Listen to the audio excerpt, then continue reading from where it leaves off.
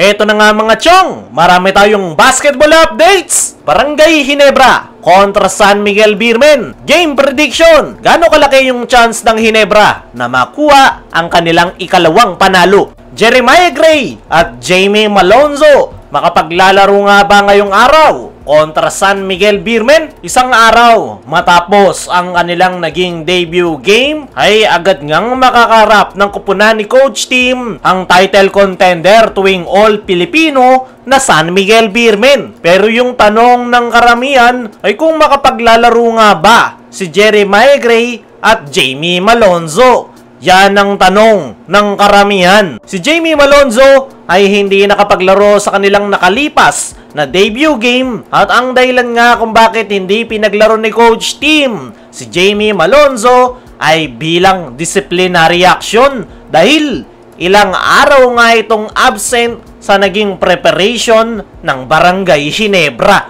Kaya kahit napakalaki ng role na gagampanan ni Malonzo ngayong All-Filipino, ay walang pake si Coach Tim para magtanda ang nasabing forward na bawal ang pa-star player sa kupunan ni Coach Tim Cone. Kung makapaglalaro naman ito ngayong araw kontra San Miguel Beermen, ayon sa ating mga trusted source, ay na kay Coach Tim Cone pa nga rin daw ang desisyon kung kailan nito paglalaruin ang nasabing forward. Pero malaki daw yung chance na paglalaruin na ito ni Coach Tim kontra San Miguel Beermen dahil isang game nga lang hindi paglalaruin ni Coach Tim si Malonzo. Ibig sabihin nga lang yan ay malaki yung chance na maglalaro ito kontra San Miguel Beermen. Isa nga yung San Miguel sa pinakamalakas na kupunan ngayong Philippine Cup. Kaya naman talagang kakailangan ni Coach Tim ang serbisyo ni Jamie Malonzo. Pagdating naman dito sa kanyang partner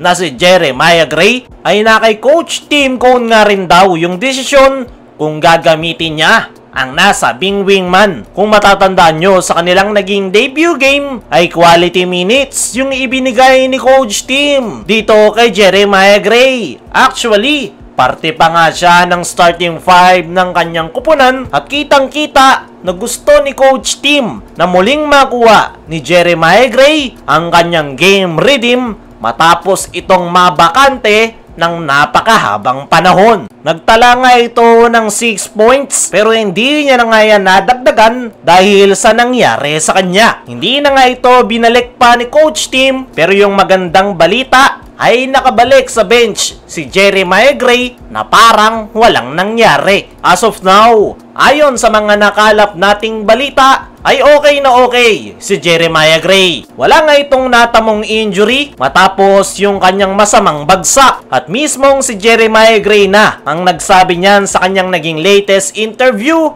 na okay yung kanyang lagay. Wala siyang natamong injury at masyado nga lang daw siyang nag-overreact sa nangyari. Isang magandang balita yan sa Ginebra na okay si Jeremiah Gray at ready na maglaro. Tanging desisyon lang ni Coach Tim ang inaantay kung gagamitin niya ang nasabing wingman. Sa tingin ko mga chong, yung problema na lang netong si Jeremiah Gray ay hindi yung kanyang injury kundi yung kanyang mindset. Talagang nandoon pa rin talaga yung trauma matapos niyang makuha yung kanyang pangalawang ACL injury. Mismong si Gray na ang nagsabi na masyado lang siyang nag-overreact. At sana lang talaga ay ma-overcome yan ng nasabing wingman. Dumako naman tayo dito sa kabilang balita. Barangay Ginebra kontra San Miguel Beermen. Game prediction, gaano kalaki yung chance ng Ginebra na makuha ang kanilang ikalawang panalo matapos yung kanilang naging debut game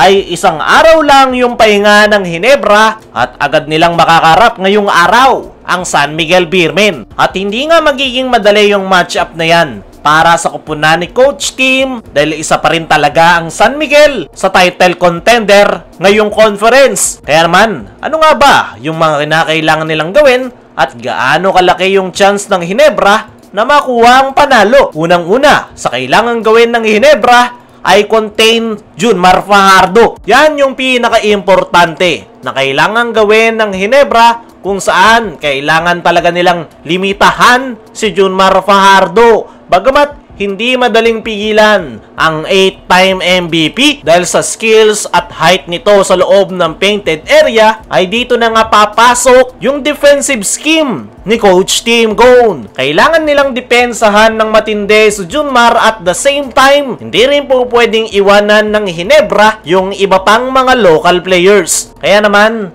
dito na lalabas yung pagiging tactical ni Coach Tim kung saan talagang kakailanganin niya ng defensive scheme para mapigilan si Junmar nang hindi nakokompromiso yung kanilang overall defense. Sunod sa kailangan gawin ng Barangay Ginebra ay kailangan nila ng solid bench contribution. Pinasilip na yan ng Ginebra sa kanilang debut game at kailangan nga nila yang may pagpatuloy kontra San Miguel Beermen. Mas marami silang makukuhang tulong coming from the bench ay mas maganda para sa Barangay Ginebra dahil mas gagaan yung kanilang trabaho at talagang kakailanganin ni Coach Tim ng more manpower from the bench dahil kung gagamit ito ng defensive scheme ay mabilis na mapapagod yung kanyang mga players at kung gaano kalaki yung chance ng Ginebra na manalo ay masasabi nating nasa 70% base yan sa kanilang huling performance. Kaya mga chong, ano ang masasabi nyo? Kaya ba ng Ginebra na talunin ng San Miguel? Ano rin yung masasabi nyo? Dapat na pang paglaruin ni Coach Tim si Malonzo at Jeremiah Gray?